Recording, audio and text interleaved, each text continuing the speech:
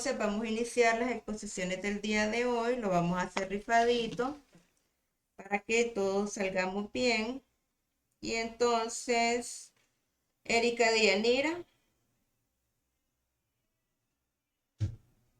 ¿quién es Erika Sí, Dianira? doctora. Ok, Erika Dianira, dígame un número del 28 al 3. 11. Ok, pues entonces, Nismi y compañía es el primer grupo en exponer. Por favor, quedan con las chicas. Ok.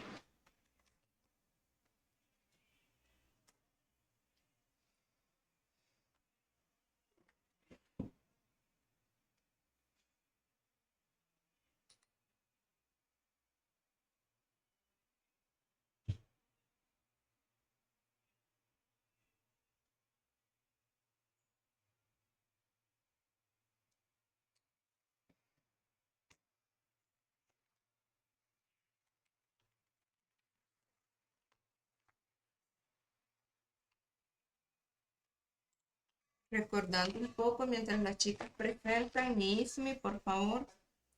Recuerden que tenemos la exposición de plaguicidas 10 puntos, la infografía de la unidad 1 que presentaron 10 puntos. Argeris, esa infografía no tiene ahí una nota reflejada. Por favor, preséntela el próximo día junto con la justificación, oye, para ponerle su puntaje. Está bien, doctora. Ok. El trabajo de medicamentos que van a hacer, chicos, hay un trabajo que ya está asignado en el aula virtual, va a tener un valor de 20 puntos. En esos 20 puntos van los 10 del trabajo y los 10 de la asistencia. Porque recuerden que esa nota debe de quedar en el aula virtual. Entonces, para que al final haga la sumatoria total, necesitamos tenerlo ahí. Por eso va a valer 20 puntos.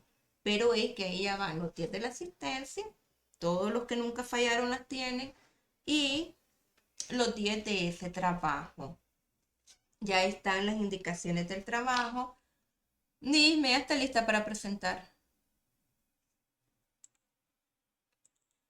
Les voy a presentar un poco ese Sí, trabajito. ¿Están listos? Ah, ok, solo voy a presentar un poco esto para que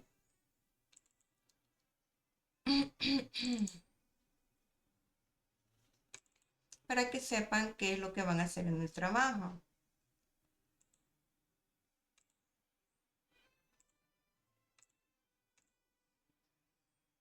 Ok, ¿se ve la pantalla? Dame un segundito, estoy sí, tratando. doctora. Ah, ok, perfecto. Entonces, es un trabajo en grupo. ¿Qué grupo? Los mismos grupos que ya tenemos listos, ¿verdad? Van a trabajar los mismos. Yo estoy en pareja, entonces trabaja en pareja. No vamos a mover a nadie, vamos a continuar igual para este trabajo con un valor de 20 puntos. Lo hacen en su cuaderno de manera individual en su cuaderno porque ahí les voy a poner su notita y después presenten uno por grupo. 10 preguntitas de la unidad 1, 10 de la unidad 2 y 10 de la unidad 3, como mínimo, ¿ok? Tenemos los 10 puntos de este trabajo y los 10 puntos de la asistencia.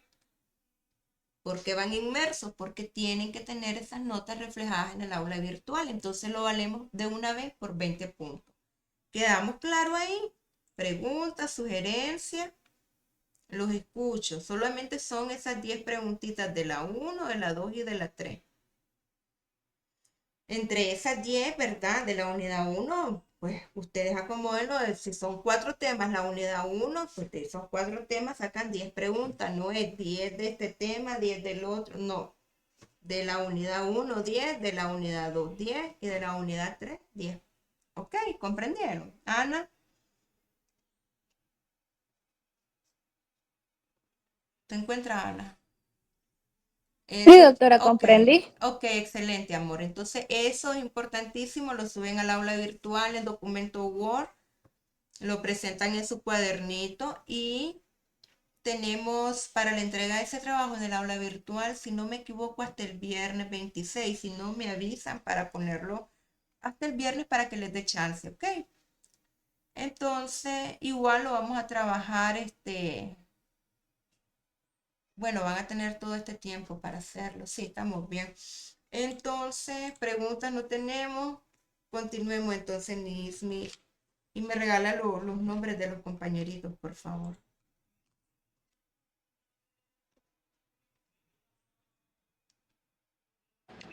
Ok, buenos días, docente y compañeros presentes.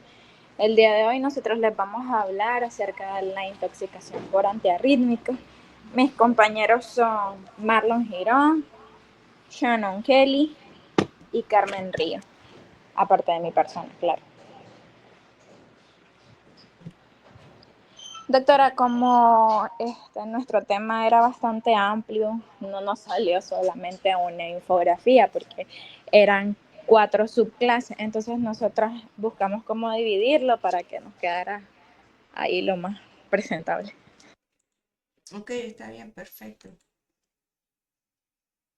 Ok, primero vamos a hablar sobre la intoxicación por bloqueadores de canales de sodio. En este caso vamos a tomar el ejemplo de la lidocaína. La toxicocinética de la lidocaína dice que va a ser rápida por mucosa y sitios muy vasculares. Distribución amplia atraviesa la barrera hematoencefálica. Su metabolismo va a ser hepático y la excreción va a ser renal. Su vida media es de 1.5 a 2 horas. En pacientes con hepatopatía y ancianos y niños, se va a aumentar. Tenemos su toxicodinamia, que el mecanismo es bloquear los canales de sodio dependientes de voltaje.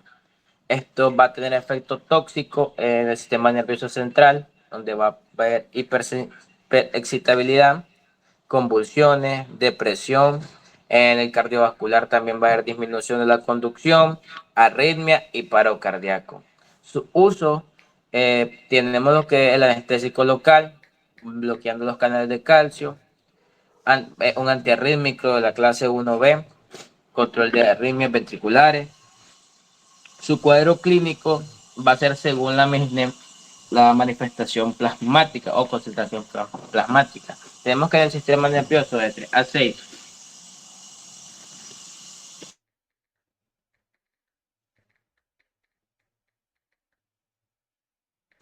de 3 a 6 microgramos por mililitro va a causar mareo, parestesia, tinnitus, visión borrosa. De 6 a 9 unidades por mililitro va a causar convulsiones, agitación, incoordinación, y 10 unidades por mililitro va a causar coma y depresión respiratoria. Su tratamiento es como lo hemos venido viendo en otras. El ABC va a ser primero, vamos a asegurar vía aérea, oxígeno y monitoración. En las convulsiones con benzodiazepina, el antídoto emulsión lipídica al 20%, soporte cardiovascular, fluidos, más vasopresores si hay shock, y evitar arrítmicos de clase 1A y 3.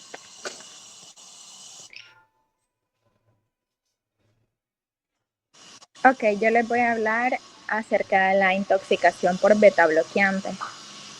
Bueno, tenemos que recordar que los beta bloqueantes son fármacos que se encargan de antagonizar los receptores adrenérgicos beta. Y esto lo que hace es reducir los efectos de las catecolaminas. Y, por ejemplo, nosotros tomamos el propanolol y el atenolol. En el caso del propanolol es un beta bloqueante no selectivo que bloquea el beta 1 y beta 2. Mientras que el atenolol es un beta bloqueante selectivo B1, que es cardioselectivo como tal. En su uso, pues sirve para la hipertensión arterial, las anginas de pecho, las insuficiencias cardíacas, las taquiarritmias supraventriculares, los infartos agudos del miocardio. Como otros usos tiene migrañas, hipertiroidismo, control de ansiedad, pero estamos basándonos en los usos cardiológicos. Hablando de los principios activos, en el caso del propanolol es el propanolol clorhidrato y en el atenolol es el atenolol base. La toxicocinética, el propanolol es biodisponible oralmente de un 25 a un 35%, porque se extiende a través del metabolismo hepático. Mientras que el atenolol tiene una biodisponibilidad más alta, que es del 50% aproximadamente. El propanolol es lipofílico, es decir, que se encarga de atravesar la barrera hematoencefálica, mientras que el atenolol es hidrofílico, que tiene una menor penetración a nivel del sistema nervioso central. En la toxicodinamia, estos en sobredosis producen, por ejemplo, en el bloqueo B1, bradicardia, hipotensión, bajo gasto cardíaco. En el bloqueo del beta 2 producen broncoconstricción, hipoglicemia, hipercalemia, entre otros. Pero el propanolol tiene un punto importante, que lo que él hace es que como es liposoluble pues, y atraviesa el sistema nervioso central, puede producir lo que son las convulsiones, coma y ensanchamiento del QRS, además de arritmia. En el diagnóstico, pues hablando clínicamente, por antecedentes de ingesta, más signos de bradicardia e hipotensión. Si se realiza un electrocardiograma, es bradicardia, bloqueo de auriculoventricular, QRS más ancho y el QT prolongado. En el tratamiento, pues las primeras medidas que nosotros tenemos es el carbón activado, si la ingesta fue menor a 2 horas. Atropina para la bradicardia, glucagón, vasopresores, insulina más glucosa, en dosis alta. En las convulsiones, benzodiazepina. Si el QR está ancho, bicarbonato de sodio. Y un marcapasos si hay refractario. Diálisis solo en atenolol.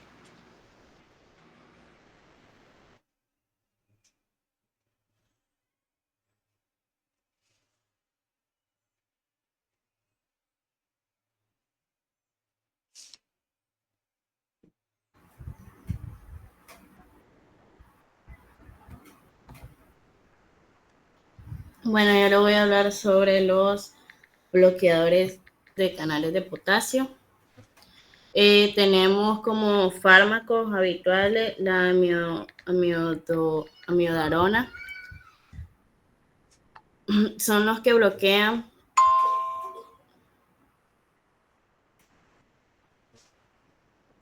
son antiarrítmicos de clase 3 muy usados en el manejo de arritmia. Como usos clínicos lo tenemos que se utilizan en tratamiento de arritmias cardíacas, sobre todo en taquiarritmias ventriculares, taquiarritmias supraventriculares. Como mecanismo de acción, estos fármacos bloquean los canales de potasio, prolongando el potencial de acción y el periodo refractario efectivo.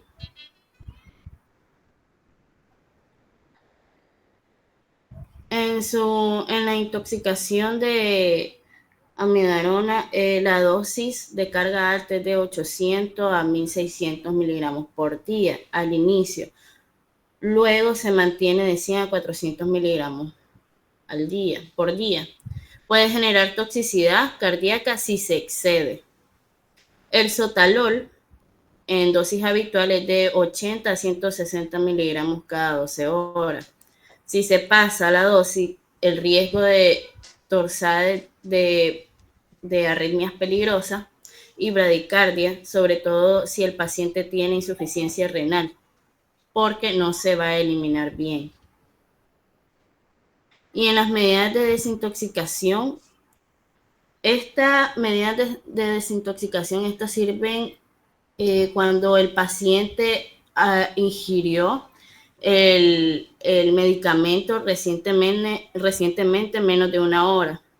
Por ejemplo, está el carbón activado oral, si el paciente está consciente, y el lavado gástrico únicamente si fuese una ingesta masiva y muy reciente.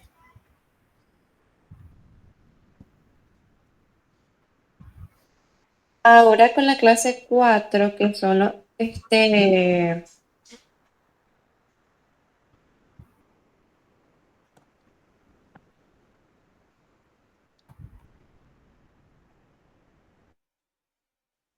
perdón, los bloqueadores de canales de calcio no dihidronopiridínicos. Vamos a tener los diltiazem y verapamilo. El mecanismo de acción de este va a ser bloquear los canales de calcio, los cuales van a conllevar a una disminución en la conducción del nodo auriculoventricular y la contractibilidad. Estos son utilizados en la taquicardia supraventricular, fibrilación auricular y flutter. Las dosificaciones normales del diltiazem es de 120 a 360 miligramos por día vía oral.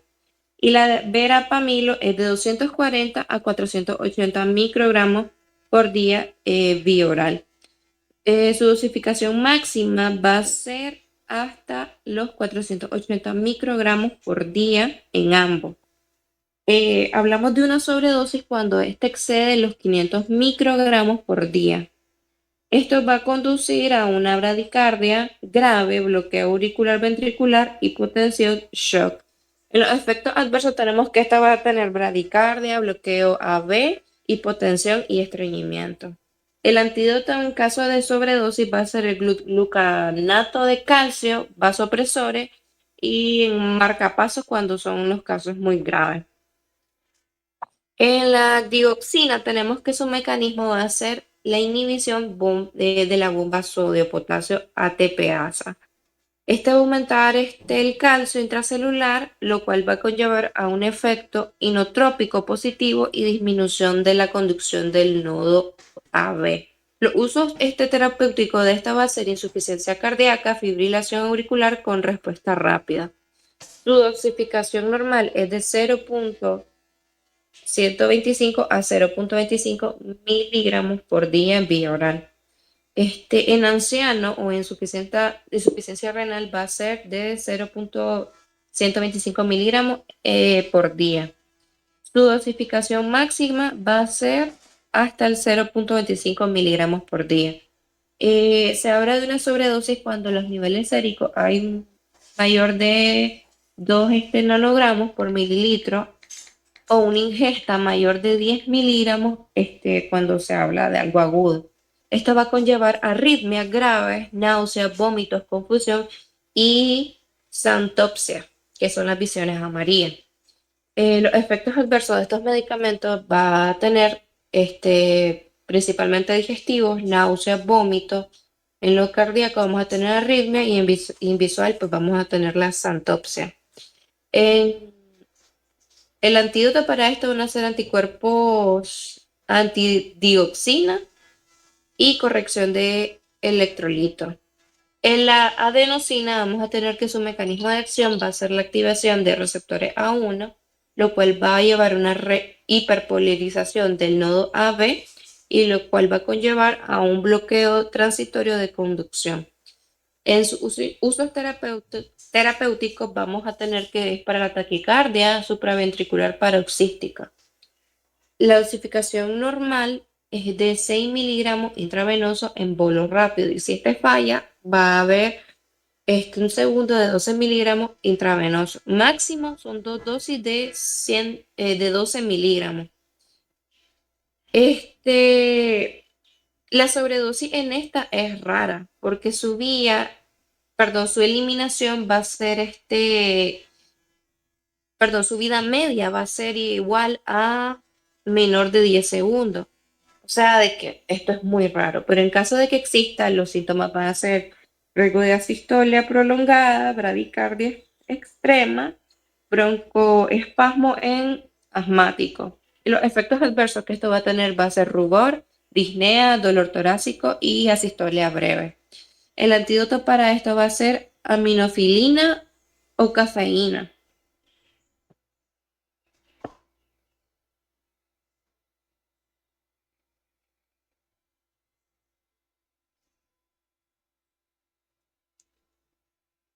Muchas gracias.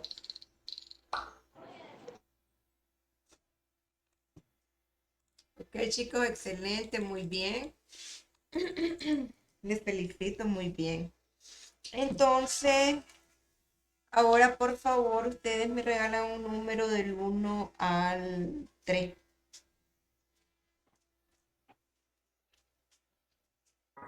2. El 2 nos corremos al 4. Corina, ¿quién es?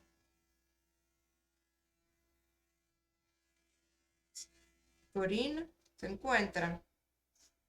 Espera, aquí. Entonces usted, por favor, con su grupo a exponer. A ver, un aplauso para los muchachos, por favor. Gracias por el número, excelente. Me mandan al grupo de WhatsApp, Corina, los nombres de los integrantes y la presentación, por favor.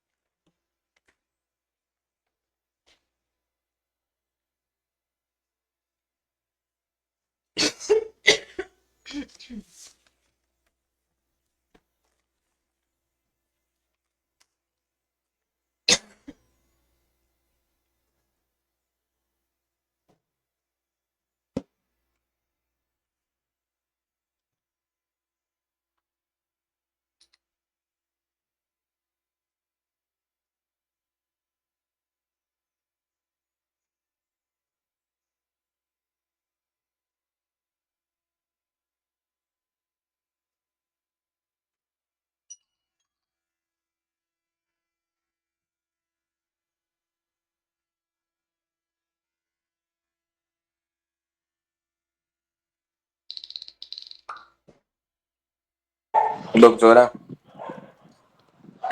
Sí, Johandri. no, soy yo, Marlon. A ver, Marlon. Ajá. Dijo que en clase nos había dicho que si terminamos de poner podíamos retirar. No Ala. sé. Mm. Le estaba comentando sí, pero si no, no. No, claro que no, tienen que estar todos hasta el final. Ok. Ok, Ok, doc. Ay, Doctora, disculpe. disculpe, sí, se ve amor. la pantalla. Sí, se ve la pantalla. ¿Y por qué no hay alguien presentando en una compu? Ah, no es que te iba a presentársele. Ok. Dale pues, ya te lo mando.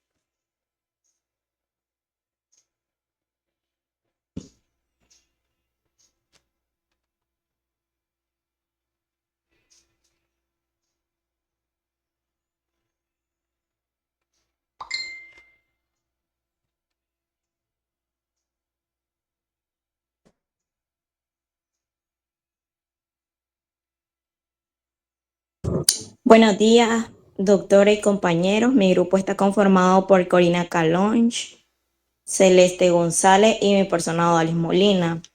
Nosotros les vamos a hablar sobre la intoxicación por los analgésicos.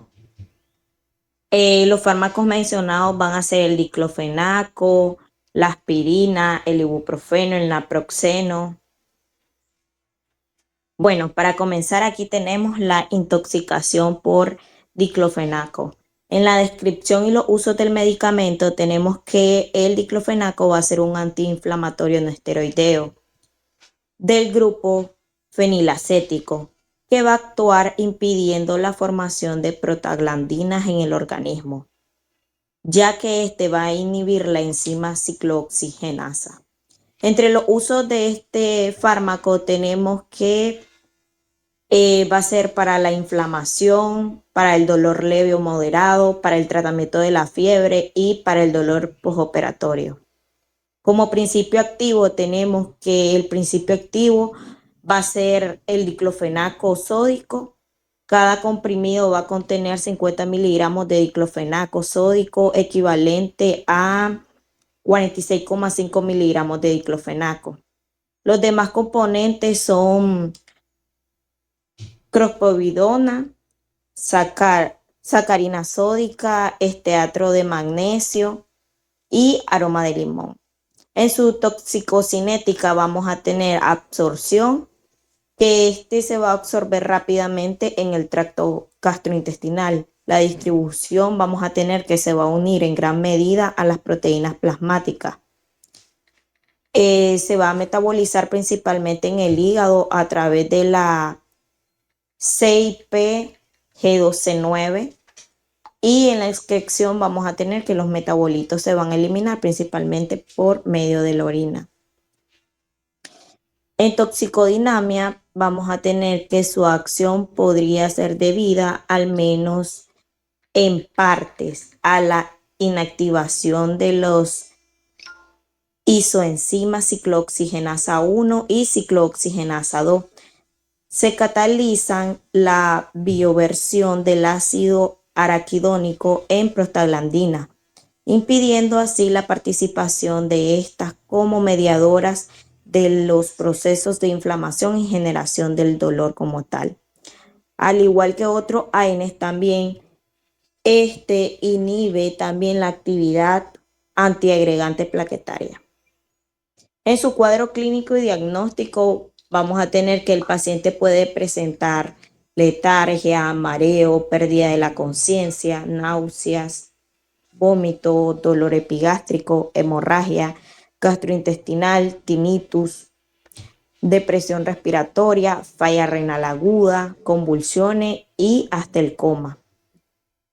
En su diagnóstico vamos a tener que puede ser un hemograma completo, un examen de bioquímica donde incluya glucosa, electrolitos, perfil hepático y perfil renal. Tenemos coagulación y gasometría arterial. Y en el tratamiento vamos a tener el ABC y monitorización como tal. También pueden administrarse protectores de la mucosa gástrica orales como sucralfato e inhibidores de la bomba de protones como el omeprazol, vía oral o vía intravenosa. Vamos a tener el uso de carbón activado, 1 gramo por kilogramo, máximo 50 gramos, si han transcurrido menos de 2 horas tras la ingesta y el paciente tiene la vía aérea estable o protegida.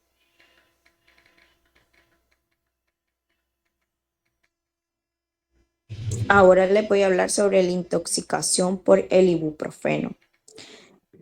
El ibuprofeno es un AINE, va a ser el más utilizado y recetado. Es un inhibidor no selectivo de la ciclooxigenasa 1 y la ciclooxigenasa 2. En su uso vamos a tener que alivia el dolor, va a ser un antiinflamatorio y también reduce la fiebre. En su principio activo tenemos que el principio activo va a ser el ibuprofeno. Cada comprimido va a contener 400 miligramos de ibuprofeno y los demás componentes son el núcleo crosscarmelosa sódica, hipromelosa lactosa, celulosa, micocristalina, almidón de maíz, sílice coloidal, anhidra, esteato de magnesio. En su toxicocinética tenemos en la absorción, se absorbe rápidamente y completamente tras su administración por vía oral. En la distribución se une fuertemente a las proteínas plasmáticas, se metaboliza en el hígado y en la eliminación tenemos que se va a excretar, principalmente por la orina en forma de metabolito y conjugado. Toxicodinamia. El ibuprofeno actúa bloqueando las enzimas COX-1 y COX-2, lo que reduce la producción de prostaglandina. Esto produce un alivio del dolor, disminución de la inflamación y reducción de la fiebre. Sin embargo, al inhibir la COX-1 puede causar efectos secundarios, especialmente en el sistema gastrointestinal. En cuadro clínico y diagnóstico vamos a tener que el paciente puede presentar zumbidos en los oídos, visión borrosa, diarrea, acidez, náuseas, vómitos, fatiga, sudoración, disnea, incoherencia y hasta convulsiones. En el diagnóstico tenemos que puede ser un hemograma completo, gasometría arterial, perfil metabólico basal y perfil hepático. Y como tratamiento vamos a tener el carbón activado de 1 gramo por kilogramo, máximo 50 gramos si han transcurrido de igual manera menos de 2 horas tras la ingesta y el paciente tiene la vía aérea estable o protegida. Esta dosis también puede repetirse en la ingesta de preparados de liberación sostenida de 0,5 gramos kilogramos cada 4 horas y máximo 25 gramos por dosis en un máximo de 24 horas.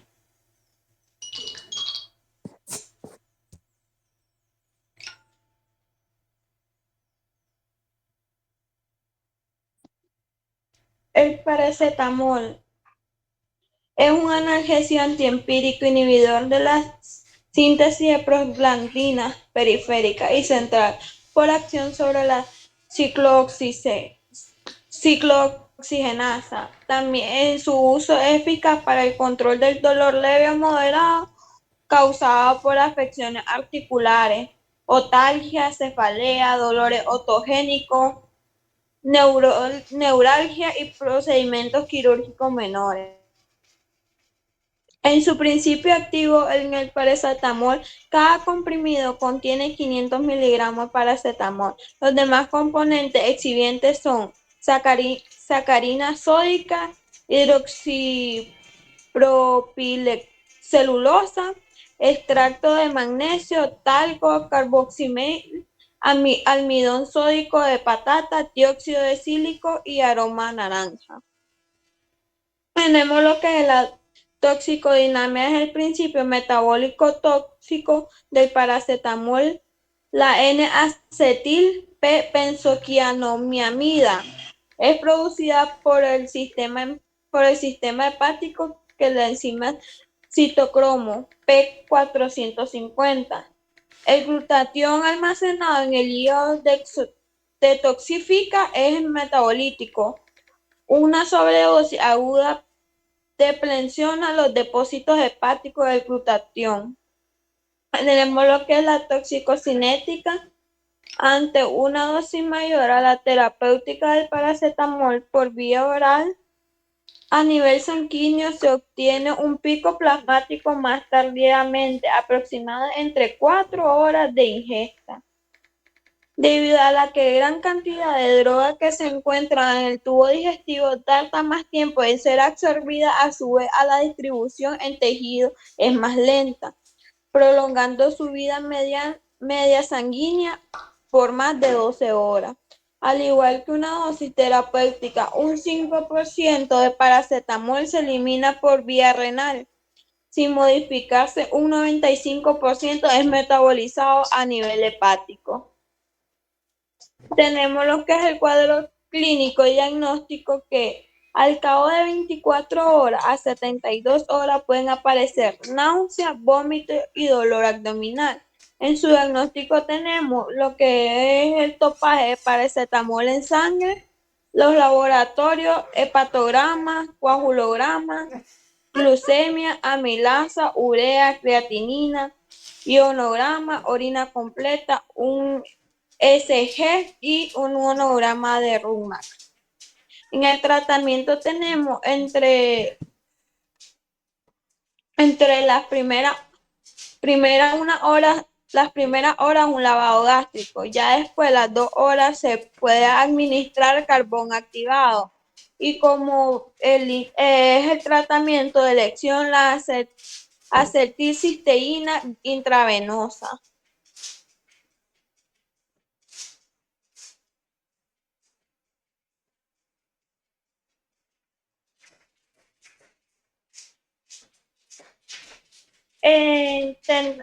Tenemos también por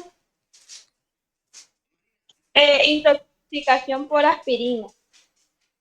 En su descripción, es un medicamento antiinflamatorio no esteroideo, un AINE que se utiliza para aliviar el dolor, reducir la fiebre e inflamación.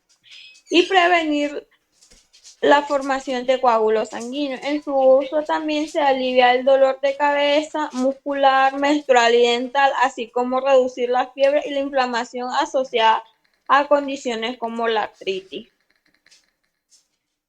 En su principio activo tenemos el ácido salicílico 500 miligramos. Los demás componentes existentes son citrato de sodio, hidrógeno carbonado de sodio, ácido cítrico y carbonato de sodio. En la toxicodinamia tenemos la estimulación central, el desacoplamiento de la fosforilación oxidativa, alteración del metabolismo de carbohidratos y grasa, alteran la función plaquetaria y puede prolongar el tiempo de protrombina, alteración de la integridad capilar con escape de líquido y provoca un edema pulmonar. Tenemos lo que es la toxicocinética. Tenemos lo que es la absorción, se trata con un pH gástrico alcalino, ya que la sustancia se vuelve ionizada y menos liposoluble. En la absorción se da en las primeras horas. Se distribuye en casi todos los tejidos del organismo y casi todos los líquidos transcelulares por procesos pasivos dependiendo del pH. Se da una biotransformación en numerosos tejidos, pero la mayor importante vía es la vía hepática. Dos vías principales tenemos la coagulación con glicerina y la coagulación con ácido glucuránico, que es la principal vía de eliminación, es su vía renal.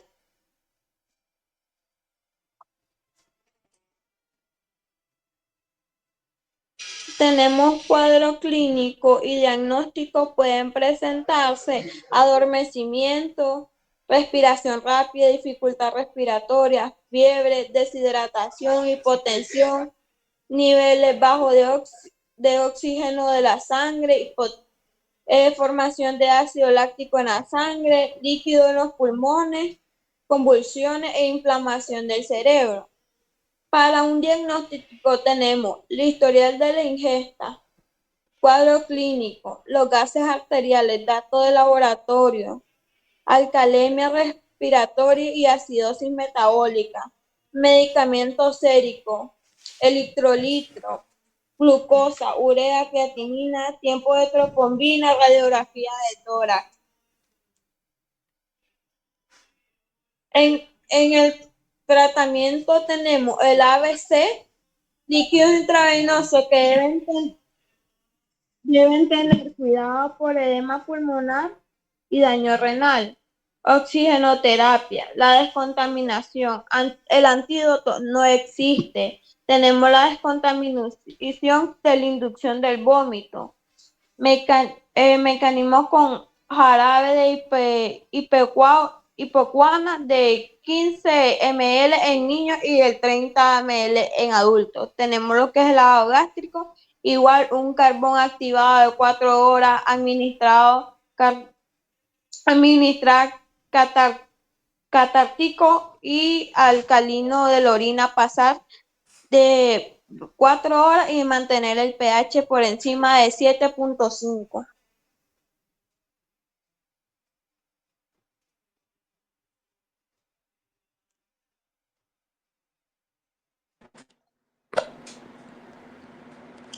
Bueno, yo le voy a hablar sobre la intoxicación de naproxeno.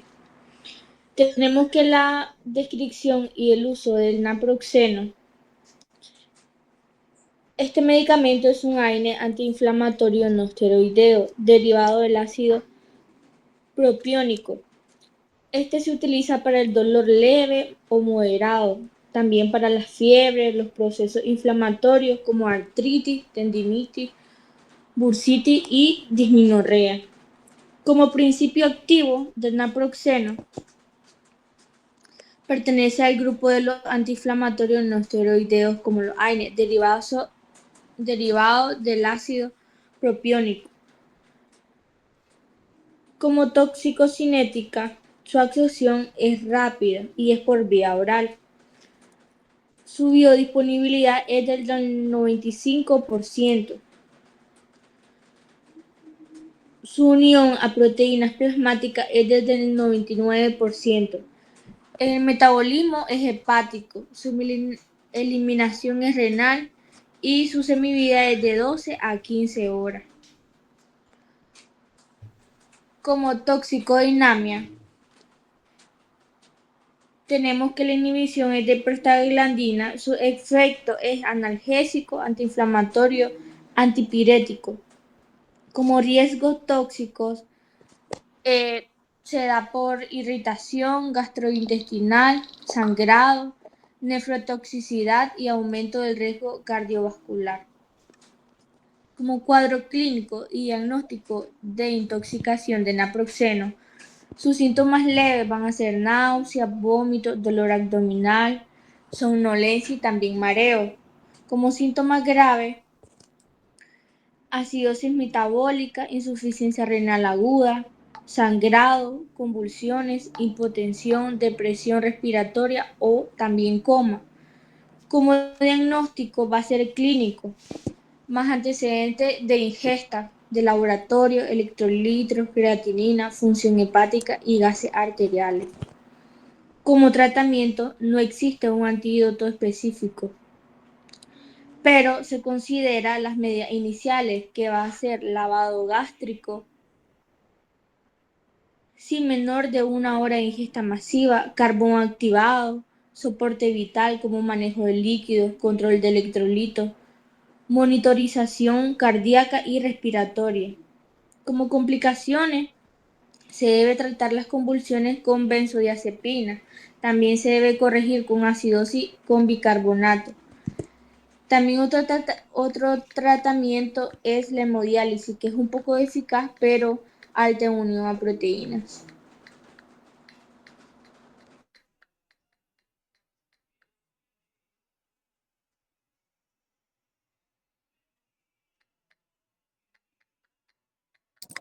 Eso es todo, muchas gracias. Ok, excelente. Perfecto. Un aplauso, muchachos, para los compañeritos. Recuerden, ¿verdad?, que hay que subir todo esto al aula virtual y que hay un trabajo nuevo que hay que realizar y que ya está habilitado el espacio en el aula virtual. El grupo de Walkiria, por favor.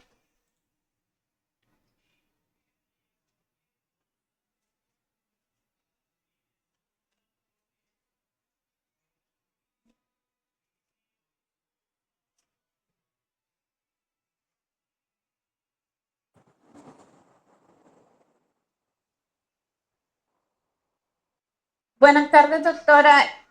A nosotros nos toca exponer lo que son ansiolíticos, que vienen siendo la benzodiazepina y los anticonvulsivantes.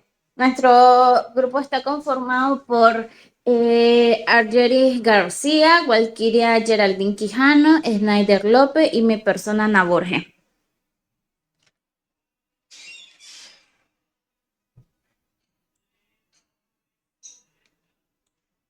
Le hablaremos un poco sobre los ansiolíticos o benzodiazepina. La toxicocinética es en exposición oral o IV. Su absorción es rápida con alta disponibilidad. Su distribución son liposolubles, atraviesan la barrera hematoencefálica, la placenta y la leche materna. Su metabolismo es hepático a través del citocromo P450 y es de eliminación renal.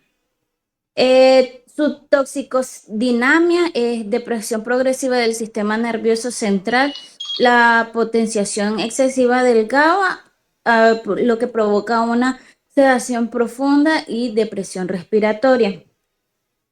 Su uso o cuadro clínico es leve somnolencia, confusión, ataxia, disartre, en moderado de hipotonía, reflejos disminuidos, depresión respiratoria leve y en casos graves o extremos es coma, apnea, hipotensión y bradicardia. Bueno, entre los usos tenemos que se utilizan para la ansiedad, insomnio, epilepsia, abstinencia alcohólica, relajantes musculares y preanestesia. Estos también tienen el tratamiento ABC, que es para asegurar la vía aérea, ventilación asistida si es necesario, monitorización cardíaca. La descontaminación, pues se va a utilizar el carbón activado de 1 gramo por kilogramo si la ingestión es menor a 1 hora. El antídoto es la flumazenil de 0,2 miligramos IV y se repite si es necesario hasta 1 miligramo máximo. En lo que es el diagnóstico tenemos de que pues, es meramente clínico, donde hay antecedentes de ingesta, hay signos de depresión del sistema nervioso central. Se utilizan lo que son pruebas de detección en orina, que es screening inmunoenzimático, y no siempre se va a correlacionar la clínica con los niveles séricos.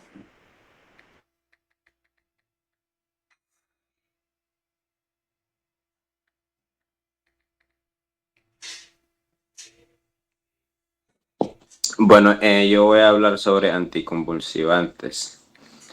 La toxicocinética sería una exposición, puede ser por vía oral o intravenosa. La absorción va a ser variable, la distribución va a ser amplia, va a haber unión a la proteína plasmática atravesando la barrera hematoencefálica. El metabolismo va a ser hepático y la eliminación sería renal. Su uso clínico puede ser en epilepsia, focales, generalizado, neuralgias, trastornos bipolar, como valproato y carbamazepina, como estabilizadores del ánimo. También se puede usar en migrañas, también en arritmias. Su tratamiento va a ser el ABC, que es la estabilización hemodinámica vía aérea y soporte respiratorio. Descontaminación puede ser por carbón activado, que sería 1 gramo por kilogramo. Repetir en carbamazepina por circulación enterohepática. También vamos a tener el valproato, que va a ser intravenosa, puede ser de 50 a 100 miligramos por kilogramo. También la carbamazepina, fenitoína, que no tiene antídotos específicos. Ok, tenemos como toxicodinamia que la carbamazepina bloquea los canales de sodio y la depresión neurológica cardíaca. La fenitoína bloquea canales de sodio pendiente del voltaje y esto da ataxias y arritmias. Y el valproato aumenta el GABA y el riesgo de hepatotoxicidad, hipermonemia,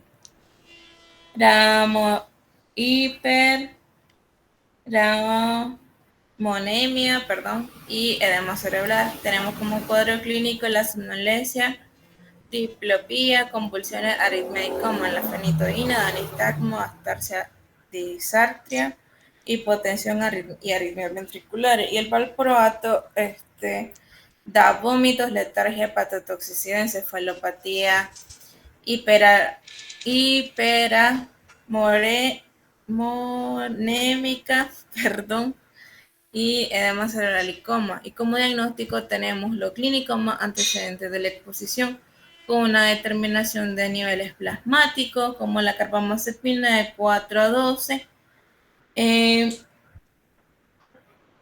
unidades, terapéutico, la fenitoína de 5 a 20,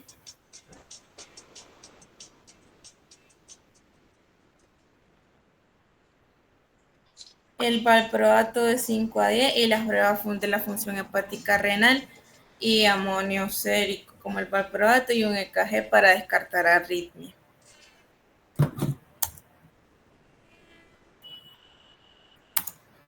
Y eso sería todo. Excelente, muy bonita la presentación y está bien completa.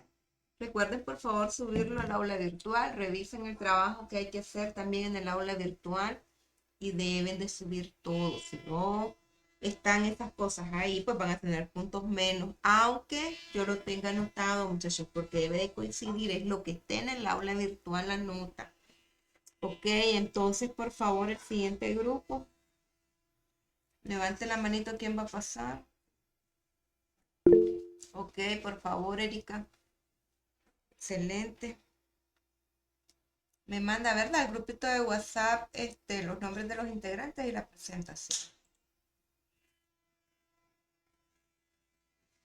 Doc, nos podemos ir desconectando, ¿verdad? Los que vayamos pasando. No, no pueden irse desconectando.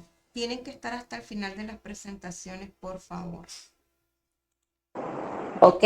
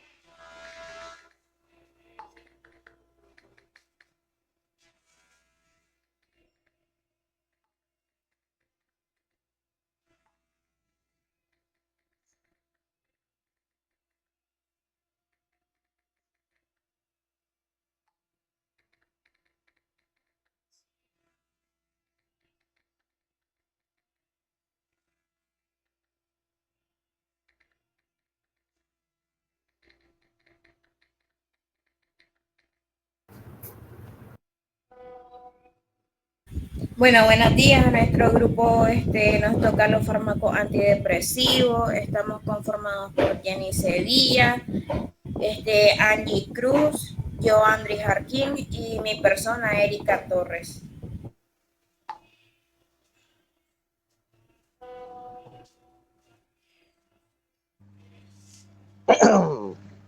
¿Se me escucha? Sí, Johandri, correcto. Bueno, fluoxetina. En los usos tenemos la depresión de TOC. ¿Qué significa TOC? Significa trastorno obsesivo compulsivo. Ok. Bulimia nerviosa, ansiedad. En la toxicocinética tenemos que en la vía oral podemos tener la buena absorción metabolizada en el hígado de esta enzima, vida media larga de 2 a 3 días. Ok, en lo que estaba, de 2 a 3 días, metabolito activo hasta 15 días, eliminación renal. En la toxicodinamia tenemos que inhibe recaptura de serotonina, niveles sinápticos. En cuadro clínico tenemos la toxicidad, náusea, insomnio, ansiedad, síndrome serotoninérgico, agitación, hipertermia, convulsiones. En el diagnóstico tenemos clínico, historia de ingestas, síntomas serotoninérgicos. Tenemos tratamientos como lo que viene siendo el ABC. ABC es vía aérea, y B, A es vía aérea, y B es respiración, y C es circulación. Entonces tenemos descontaminación con carbón activado, soporte, benzodiazepina para agitación, ciproheptadina como antídoto, perdón.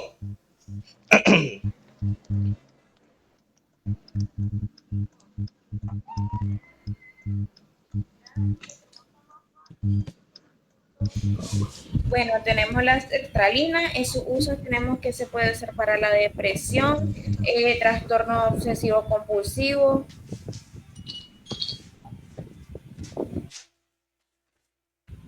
trastorno de pánico, la ansiedad social, y tenemos que en su toxicocinética es de vía oral, la absorción es moderada, metabolizada en el hígado, su vida media es de 26 horas y tiene eliminación renal y fecal. En la toxicodinamia tenemos la inhibición selectiva de recaptura de serotonina, En su cuadro clínico tenemos náusea, vómitos, somnolencia, temblores, síndrome serotoninérgico y la prolongación del segmento QT. En el diagnóstico tenemos que es clínico, también se hace electrocardiograma y se mira la historia de ingesta. En el tratamiento tenemos el ABC, el carbón activado, benzodiazepinas, corrección de arritmias y ciproheptadinas y síndrome serotoninérgico. Tenemos el escitalopram y su uso son para la depresión mayor, trastorno de ansiedad generalizada, pánico, fobia social. Su toxicocinética es que es por vía oral, buena absorción, metabolizada en el hígado y su vida media es de 27 a 32 horas y la eliminación es renal. Su toxicodinamia inhibe la recaptura de serotonina en forma más selectiva y su cuadro clínico es de náuseas, mareos, convulsiones, síndrome serotoninérgico, prolongación del QT y riesgo de arritmias. El diagnóstico es clínico, se hace electrocardiograma e igual se mira el antecedente de ingesta. En el tratamiento tenemos el ABC, el carbón activado, monitoreo cardíaco, benzodiazepina y ciproheptadina.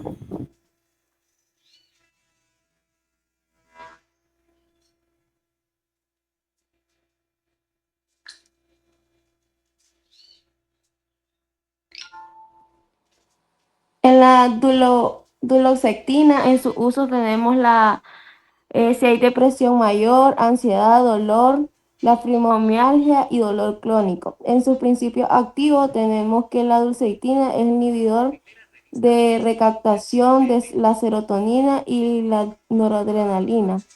En su toxicocinética, va a ser una absorción lenta con metabolismo hepático, vida media de 10 a 12 horas y su excreción va a ser urinaria.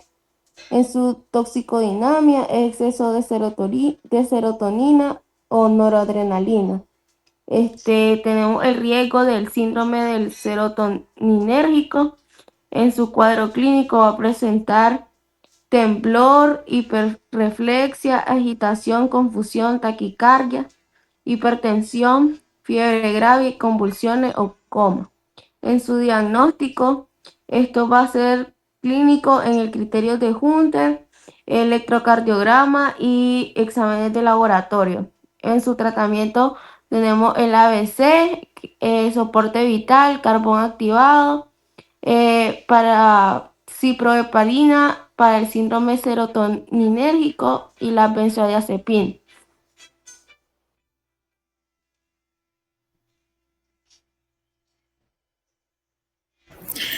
Por último, en los antidepresivos tricíclicos tenemos la amitriptilina.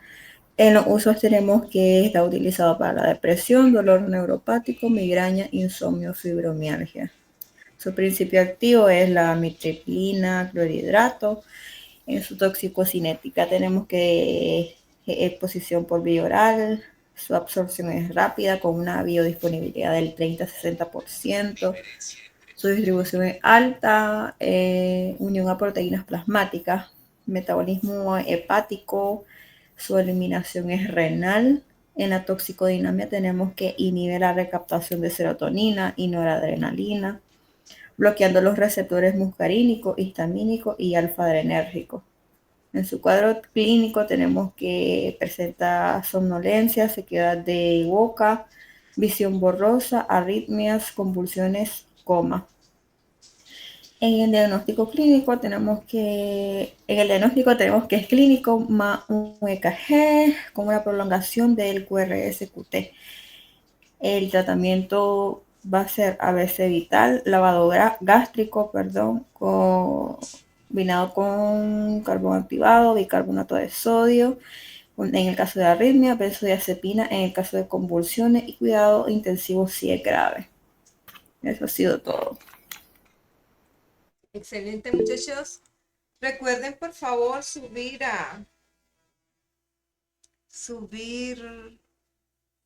al aula virtual esa presentación y todo. Paola, dígame. Doc, ¿puedo pasar? Sí, está bien. Ok. Quedamos con Dani, la autora. presenta.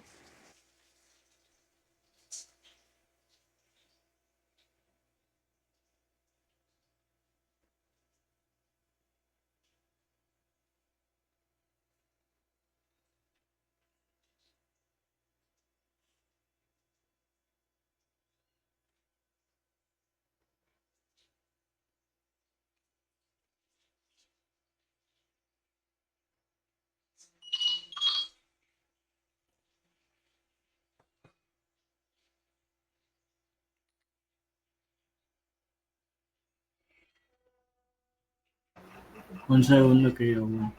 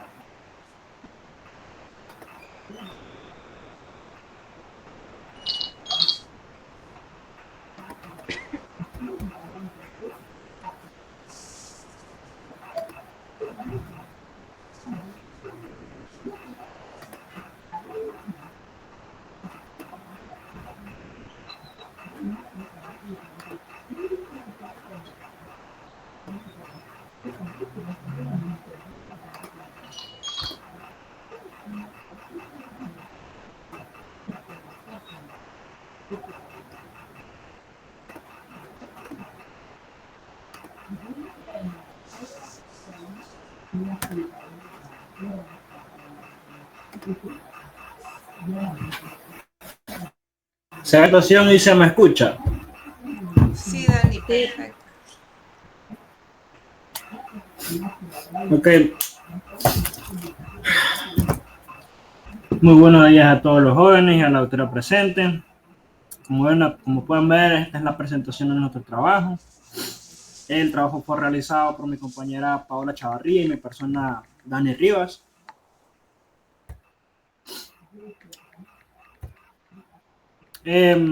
¿Cuál es el tema que vamos a abarcar? El tema que vamos a abarcar nosotros es lo que son los antihistamínicos. De manera general, ¿qué son? Como lo pueden observar en la parte superior derecha. O sea, la pregunta dice ¿qué son? Estos son un grupo de fármacos que bloquean lo que son los receptores de H1 de la histamina. De manera general, sus usos son para lo que son las alergias, lo que es el insomnio, las náuseas y lo que es la anafilaxis. Los antihistamínicos se van dividiendo en dos, de primera generación y de segunda generación. En los de la primera generación tenemos que hay 9 medicamentos por total, o 9 fármacos como tal, y en los de la segunda generación tenemos 8. Como en la primera generación son 9 fármacos, solo mencionaremos 4 de manera a ejemplo. Tenemos lo que es la difenidramina, clorfeniramina y clemastina y hidroxina de manera ejemplar, como lo pueden ver en las imágenes de lo que es la representación de en la primera generación. Como en sus indicaciones tenemos que estos medicamentos se pueden ser indicados en lo que es una rinitis y conjuntivitis alérgica, una urticaria aguda, en lo que es la dermatitis alérgica, en lo que es la náusea y los vómitos. O, entre paréntesis, nosotros podemos decir el paciente presenta lo que es la cinetosis, un postoperatorio o un insomnio ocasional por su efecto secundario que puede provocar, ¿verdad? Por el uso de los fármacos. En sus contraindicaciones podemos apreciar que esto no se le tiene que dar a pacientes con un glaucoma de ángulo cerrado, o si el paciente presenta hipertrofia prostática con retención urinaria. No se le tiene que dar a pacientes con asma grave, no controlado, y el uso en lactantes y en embarazados no se le puede dar sin una supervisión médica como tal. En lo que es la toxicidad y los efectos adversos de los fármacos de la primera generación, tenemos como lo que es la somnolencia intensa, confusión, sequedad de la boca, una visión borrosa, estreñimiento, retención urinaria. En sobredosis podemos tener lo que son las arritmias, convulsiones, depresión y depresión de la respiratoria. Como pueden ver en las imágenes, ahí están. Mi compañera va a hablar sobre lo que son los fármacos de la segunda generación. Buenos días, doctora y compañeros presentes. Pues voy a hablarle sobre los antihistamínicos de segunda generación. Bueno, pues tenemos algunos ejemplos de ellos, como la loratadina, desiloratadina, cetiricina, levocetiricina, fexofenadina, rupatadina y bilastina, y por último evastina. Tenemos pues las imágenes pues para que aprecien sobre su medicamento. Bueno, también tenemos sus indicaciones, ¿verdad? Que son pues para las rinitis alérgicas estacionales o perentes, como conjuntivitis alérgicas, urticarias crónicas, idiopáticas. Bueno, como contraindicaciones tenemos como hipersensibilidad al fármaco, precauciones en insuficiencia hepática o renal grave, y el uso en embarazo o lactancia solo bajo indicaciones médicas. Y como un resumen general, bueno, tenemos que, bueno, el fármaco difidramina, en su absorción tenemos que es un medicamento de oral rápido. En su distribución tenemos que son proteínas, en su metabolismo hepáticos, y eliminación es renal. Tenemos la loratadina, que es oral, distribución tenemos que no, en metabolismo hepático, y en eliminación tenemos que es renal y fecal. Tenemos el otro medicamento que es la cetiricina, que es absorción oral rápida, su distribución es poca, su metabolismo es mínimo y su eliminación igualmente es renal. Y en su toxicidad o efectos adversos tenemos como generalmente bien tolerados, ocasionalmente puede causar cefalea, fatiga, sequedad en la boca, somnolencia leve, más con la cetiricina. En sobredosis tenemos como la taticardia, somnolencia y agitación. Y pues solamente, doctora. Muchas gracias. Como se podría apreciar en las imágenes, tenemos que en su toxicidad y efectos adversos podemos ver que ambos grupos de fármacos presentan lo que son similitudes, ¿verdad? Como la sequedad de la boca, lo presentan en los fármacos de la primera y segunda generación. Lo que es la visión borrosa lo presenta en la primera y segunda generación. La somnolencia lo presenta en la primera y segunda generación como tal. comparten características, pero tenemos que tener en cuenta que siempre hay un punto de stop, o sea, puede tener similitudes, pero también tenemos que tener en cuenta que hay cosas que solamente solo va a tener reacciones adversas solamente en los fármacos de primera generación, y va a haber reacciones y toxicidad específicas solamente para lo que son los fármacos de la segunda generación como tal, pero sí se comparten una que otra toxicidad o efecto adverso. Eso sería todo. Creo que está más que claro en la representación de la imagen, cómo va escalado cada parte y todo eso. Gracias. Excelente, Dani, muy bien. Perfecto, excelente, Paola, también.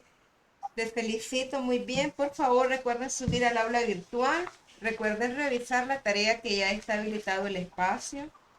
Recuerden la guía, se la voy a enviar para que la chequen y estudien para el examen.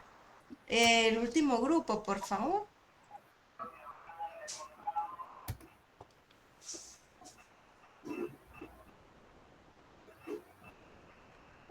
Dani, apaga tu micrófono, por favor, hijo.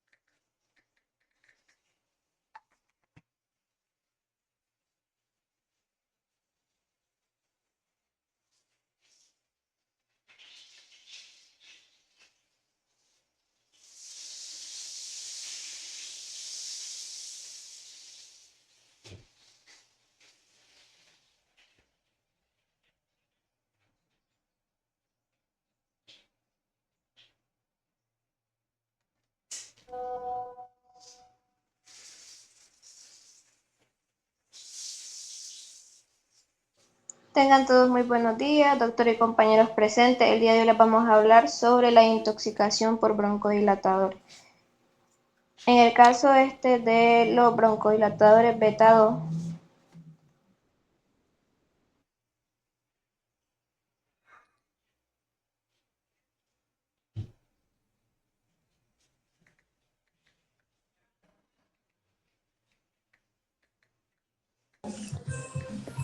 La descripción. Suspender el fármaco y dar aporte vital. Corregir electrolito, usar beta bloqueadores cardioselectivos si hay arritmias y benzodiazepina en caso de agitación o convulsiones.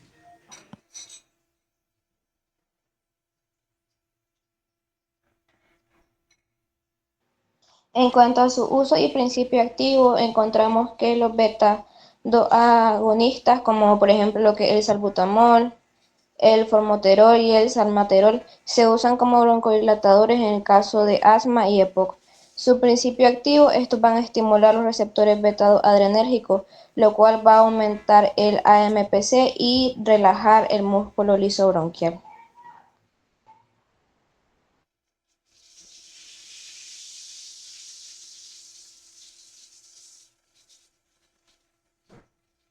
En su cuadro clínico encontramos que la intoxicación por esto puede causar taquicardia, arritmias, palpitaciones, temblor, nerviosismo, ansiedad, cefalea, insomnio, náusea, vómito, hipopotasemia, hiperglucemia y acidosis láctica, al igual que convulsiones.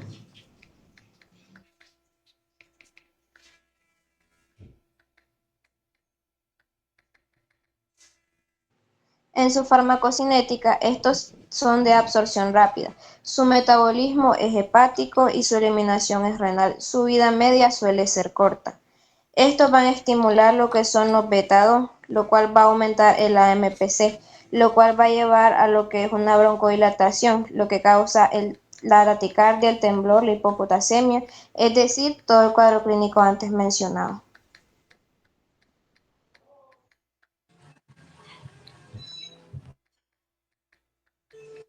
Bueno, como diagnóstico tenemos que la clínica, el temblor, taquicardia, palpitaciones, ansiedad, náusea y en laboratorio hipocalemia, hiperglucemia, acidosis láctica, taquicardia, arritmia y en clave antecedentes de uso excesivo de broncodilatadores y síntomas típicos.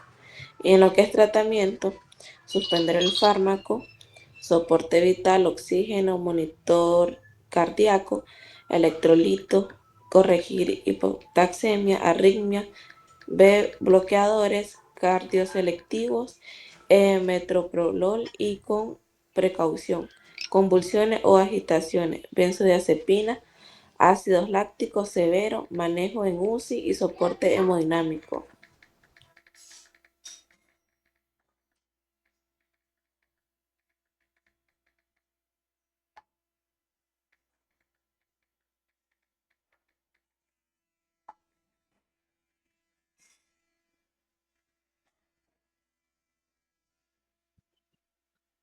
Ok, como broncodilatadores tenemos anticolinérgicos.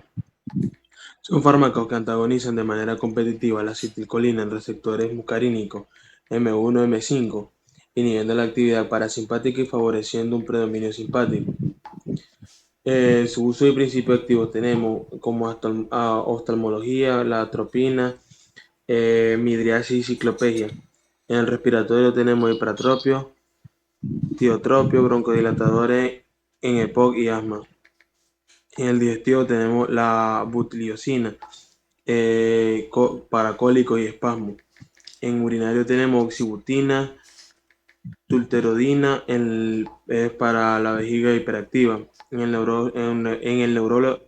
neurológico tenemos triexifenidilo, que se usa para el Parkinson, la escopolamina para la cinetosis. Tenemos en anestesia, atropina, el preanestésico que disminuye las secreciones y previene la bradicardia.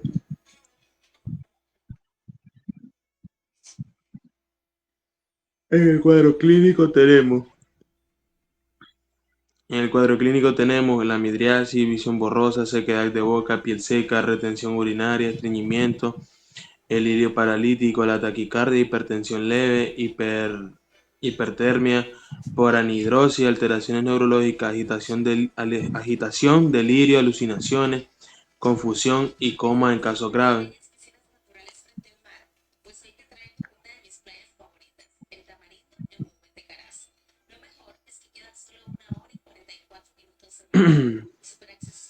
En el diagnóstico tenemos que el clínico está basado en el síndrome anticolinérgico típico.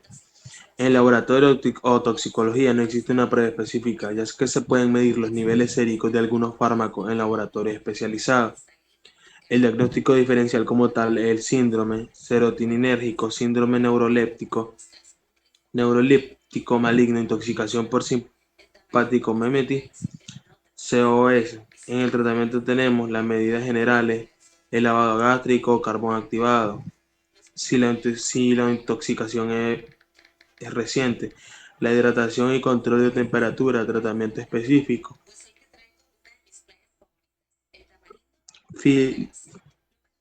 Fisotimina, inhibidor reversible de anticolinesterasa, revierte los síntomas centrales y periféricos. La benzodiazepina, la agitación y convulsiones.